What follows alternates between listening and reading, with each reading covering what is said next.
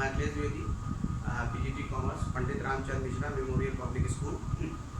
आज हम लोग जो है बिजनेस स्टडीज़ का चैप्टर 1 पार्ट 1 के बारे में बात करेंगे, जिसकी वर्कशीट आपको मिल चुकी होगी पहले ही।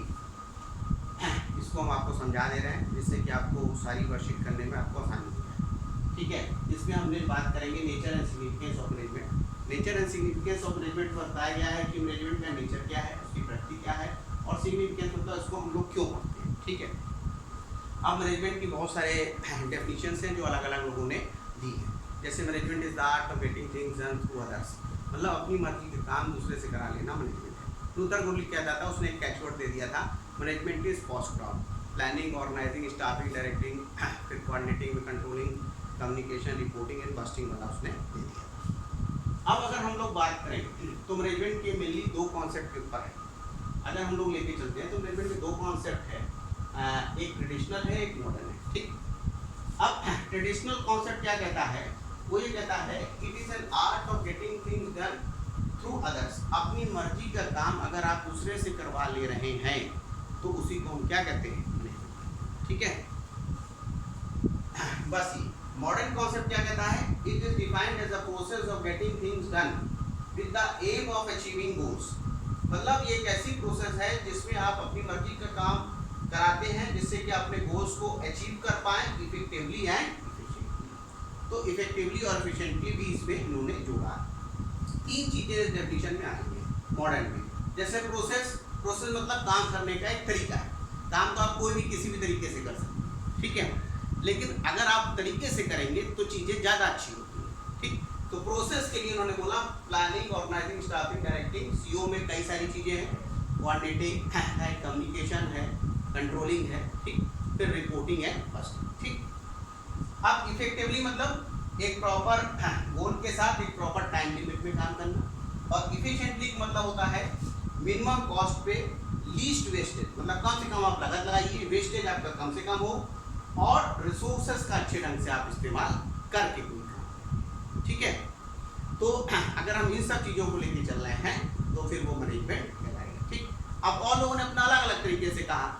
अब 5M लोगों ने कहा man material machine money method का कर लीजिए, वो भी है। फिर मैनेजमेंट टैक्टफुली लोगों ने कहा, लोगों को टैक्टफुली मैनेज करिए तो मैनेजमेंट है। तो वो अलग अलग लोगों का अपना अलग अलग विचारधाराएं हैं, लेकिन फिलहाल ये दोनों चीज़ें मॉडर्न कॉन्सेप्ट ये।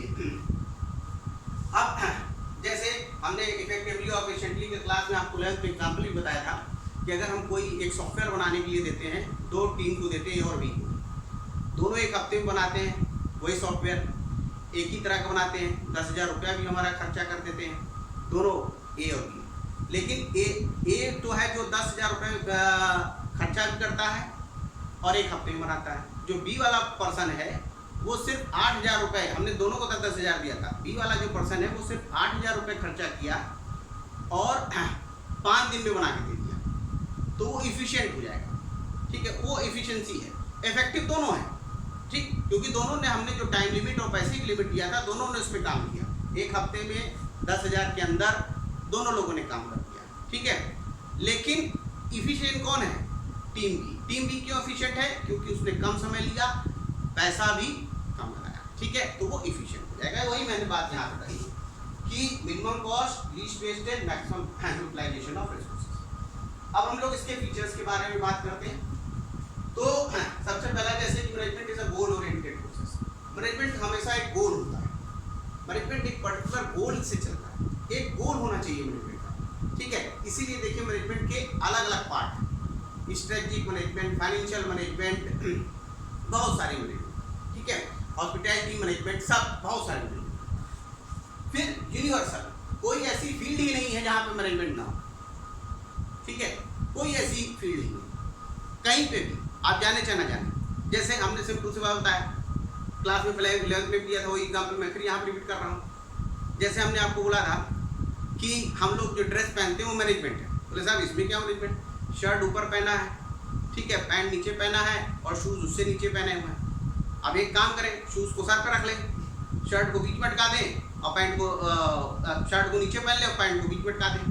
पहले तो तीनों हैं, लेकिन फिर बाहर निकल जाइए, देखिए क्या होगा आपका। दूसरा, खाना खाने का जो सिस्टम है, खाना हम लोग जैसे रोटी सब्जी खा लिए, चावल दाल खा लिया, ऐसा कर लिया, एक सिस्टम से खाना है। जाके पेट में सब मिलता है, ये हमें भी मालूम है, सबको मालूम है। तो इससे अच्छा क्या है कि सारा खाना एक साथ सान लीजिए और बढ़िया कर लीजिए। फिर देखिए जो आपके साथ बगल में कोई बैठ के खाना नहीं पसंद करेगा। तो हर चीज़ का एक सिस्टम होता है, ठीक है। तो एक ये यूनिवर्सल प्रोसेस है जो हर जगह। मल्टी डायमेंशनल, ये सारी चीज़ों में मैनेजमेंट है। वर्क का, काम करने के तरीका, पीपल का, लोगों का मैनेजमेंट, किस आदमी से क्या काम करवाना है। हर आदमी हर काम से हर काम के योग्य नहीं होता, ठीक है। तो इसलिए किस आदमी से क्या काम करवाना है, ठीक, ये चीज़ प्लस ऑर्गेनाइजेशन आपका क्या है, उसके बेसिस पे सारा मैनेजमेंट। फिर कंटिन्यूअस प्रोसेस, एक बार आपने मैनेजमेंट कर दिया, फिर सोचे हो गया बस खत्म, अब हमें मैनेजमेंट करने की कोई जरूरत नहीं, ऐसा नहीं है। टाइम और सिचुएशन हमेशा चेंज होती रहती है, ठीक है। तो टाइम और सिचुएशन के हिसाब से आपको मैनेजमेंट करना पड़ेगा। जैसे फॉर एग्जांपल, पहले अभी तो हम होता तो अभी स्कूल खुला होता, हम आपकी नॉर्मल क्लास ले रहते होते, जो अपनी क्लास में बैठ के हम लोग अपना 12th की क्लास लेते, ठीक है। लेकिन जो है अभी क्या है कि अभी हम आपको ऑनलाइन पढ़ा रहे हैं। क्यों? क्योंकि लॉकडाउन है, कोरोना वायरस आ गया है, तो उसके हिसाब से चीज़ों को हमें चेंज करनी पड़ेगी, ठीक है। तो कंटिन्यूअस प्रोसेस, ग्रुप एक्टिविटी।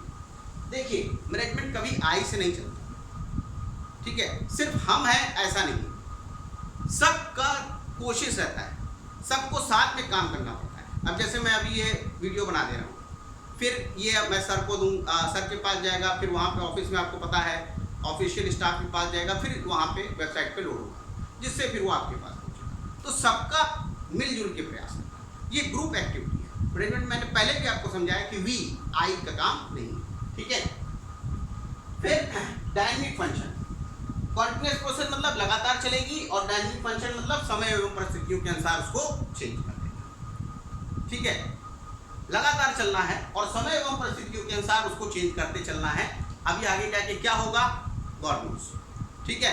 तो किस वक्त क्या चीजें चलेंगी उसके हिसाब से उसको चेंज करते चलना है। लास्ट में इंटेंजिबल फोर्स, दिखेगा नहीं लेकिन महसूस हो जाएगा, ठीक है। अब जैसे फॉर एग्जांपल कहीं पे भी है, किसी भी ऑर्गेनाइजेशन में, जैसे हम नॉर्मली अपने स्कूल का एग्जांपल लेते हैं, क्योंकि वो हम भी जानते हैं, आप भी जानते हैं। स्कूल में जब हम लोग यहाँ छुट्टी होती है तो सिस्टमेटिक ढंग से सारे बच्चे निकलते हैं। पहले गर्ल्स सेक्शन निकलता है, फिर उसके बाद जूनियर्स, फिर और बच्चे, फिर गार्जियन, फिर पेरेंट, फिर थोड़ा टाइम टेकिंग हो जाता है लोगों को, उससे कई लोगों को नाराजगी भी हो जाती है लोग, लेकिन वो एक सिस्टम है, वो जरूरी है। अगर सबको एक साथ छोड़ दिया जाएगा तो सब धक्का मुक्की होकर एक दूसरे के ऊपर गिरेंगे, ठीक है। ये साल लोगों ने जो सिस्टम बनाया, बहुत बढ़िया सिस्टम। वो कोई भी आदमी, लेमैन कोई भी आदमी आएगा और आपके यहाँ स्कूल को विजिट करेगा और छुट्टी का सिस्टम देखेगा तो बोलेगा वाह क्या चीज़। इनटेंजिबल फोर्स है, दिखता नहीं, महसूस होता है। जहाँ पे भी मैनेजमेंट अच्छा होगा आपको लगेगा, ठीक है। फिर अब हम लोग आगे बात करते हैं, 2 पॉइंट कवर किया, मैनेजमेंट क्या है, उसके फीचर्स क्या है, ठीक। अब हम लोग 3rd पॉइंट कवर करते हैं, ऑब्जेक्टिव्स ऑफ मैनेजमेंट। ऑब्जेक्टिव में 3 है, ऑर्गेनाइजेशनल या इकोनॉमिक ऑब्जेक्टिव्स की बात करें, ये मेन ऑब्जेक्टिव होता है मैनेजमेंट का, क्योंकि मेन यही काम है हमारा, मैनेजमेंट बनाने का जो काम है उसका मेन मकसद ही यही है। सबसे पहली चीज़ है सर्वाइवल, सर्वाइवल होना चाहिए। ऑर्गेनाइजेशन सर्वाइव, पता नहीं कितने बड़े, जैसे कोडेक कंपनी थी, कैमरा बनाती थी, उन्होंने खत्म हो गई, HMT थी, खत्म हो गई। सर्वाइवल बहुत जरूरी है। टाइम सिचुएशन इतनी तेज़ी से चेंज हो रहा है कि आगे क्या होगा कह नहीं सकते, ठीक है। तो सर्वाइवल बहुत ज़्यादा। सर्वाइवल के बाद फिर प्रॉफिट भी होना चाहिए।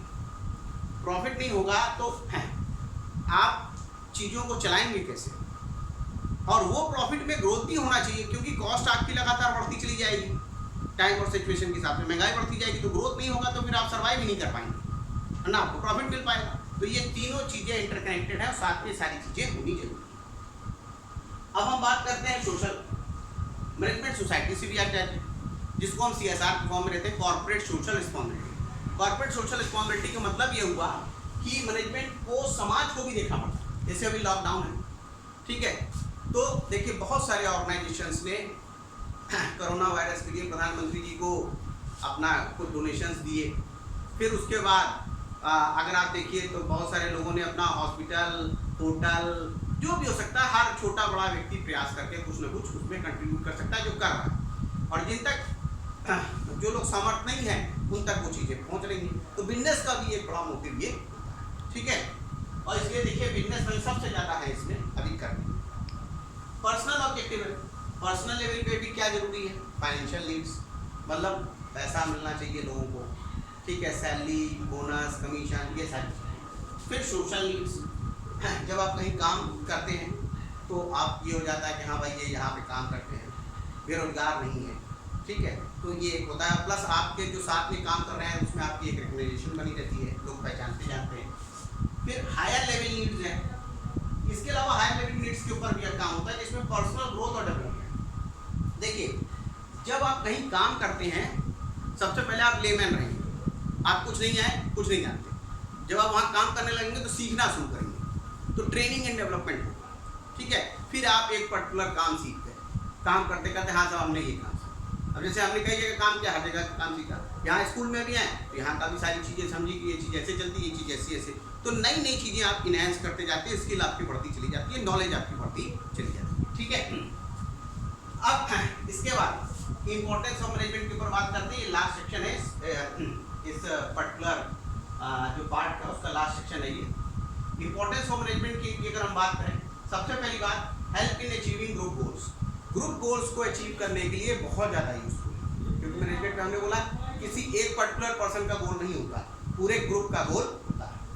फिर इंक्रीज एफिशिएंसी, एफिशिएंसी बढ़ जाती है, ठीक है, मजदूरों वाला काम नहीं है, एफिशिएंसी बढ़ जाती है कम समय में। ये जैसे हमने बताया एफिशिएंसी में आप ये सारी चीजें ध्यान रखें। फिर creates a dynamic organisation, dynamic organisation होना बहुत ज़्यादा जरूरी है। टाइम और सिचुएशन के हिसाब से जो नहीं बदलता वो ऑर्गेनाइजेशन टिक नहीं पाता। ये मैनेजमेंट का सबसे इंपॉर्टेंट पर्सन है, इंपॉर्टेंट इसकी ये है। और आप इसका कई एग्जाम्पल दे सकते हैं, जैसे जब मोबाइल आया तो बोले ये तो टॉकिंग डिवाइस है, कैमरा बोले हमको क्या फ़र्क होता है, देखिए कैमरा वाली कंपनी सबके मोबाइल में कैमरा भी आ गया, वो भी खत्म। फिर लोग बोले लैपटॉप वैपटॉप का क्या ज़रूरत है, उसमें वो भी शुरू हो गया तो वो भी कम हो गया। लोग बोले रेडियो ऑडियो क्या फ़र्क पड़ पाएगा, तो देखिए रेडियो ऑडियो कम। ऐसे पता नहीं कितनी चीज़ों को मोबाइल खत्म कर देगा, ठीक है। तो ये आपको देखना पड़ेगा कि डायनामिक ऑर्गेनाइजेशन आपको क्रिएट करना। फिर help in achieving personal objectives, जो आपके पर्सनल ऑब्जेक्टिव है जिस वजह से आप काम कर रहे हैं वो भी अचीव करने में बहुत ज़्यादा जरूरी है। और डेवलपमेंट ऑफ द सोसाइटी के लिए भी बहुत ज़्यादा जरूरी है, जैसे कि एम्प्लॉयमेंट लोगों को प्रोवाइड करे, गुड क्वालिटी प्रोडक्ट प्रोवाइड करे। तो ये चारों सेक्शन के ऊपर हमने आज बात किया, मैनेजमेंट के ऊपर, उसके फीचर्स के ऊपर, फिर ऑब्जेक्टिव्स के ऊपर और इम्पोर्टेंस के ऊपर। अब देखिए इसके बाद मैंने एक वर्कशीट दिया था, उसमें हमने कुछ क्वेश्चंस आपको दिए थे, जिसमें हमने लिखा था what is the parameter to define effectiveness. Effectiveness को किस बेसिस के ऊपर आप डिफाइन करेंगे, ठीक है। तो मेरे ख्याल से अब आप उसका आंसर लिख सकते हैं। दूसरा हमने लिखा management is required in large organisation, yes और नो। क्या मैनेजमेंट सिर्फ बड़े ऑर्गेनाइजेशन में चाहिए कि छोटे में भी चाहिए, उसका रीजन सहित आंसर आप दीजिएगा, ठीक है। फिर लिखा है which objective of management are important and why.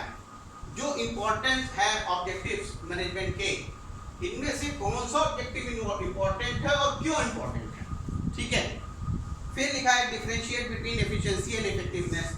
Efficiency और इफेक्टिवनेस में क्या फर्क होता है ये बता देना है। फिर management is a continuous and dynamic process, continuous और डायनामिक प्रोसेस है, क्यों है ये भी बता देना है, ठीक है। तो इतना काम आपको करना है। इसके लिए आप एक रजिस्टर बना लीजिएगा, नया नहीं मिल पाता, जो पुराने रजिस्टर्स हैं उन्हीं पे काम कर लीजिए, क्योंकि अभी दुकानें खुली नहीं हैं। और जो पुरानी कॉपीज़ हैं उनका आप यूज़ कर लीजिएगा, और ये पूरे आंसर्स लिखिएगा, क्योंकि स्कूल खुलते वक्त ही मैं सबसे पहला काम उसको चेक करने का करूँगा, ठीक है। तो अभी इस पार्ट में सिर्फ इतना ही, इसके आगे का पार्ट मैं कल जो है अपलोड कर दूंगा। तो इसलिए आज के लेक्चर में सिर्फ इतना ही। Okay, thank you.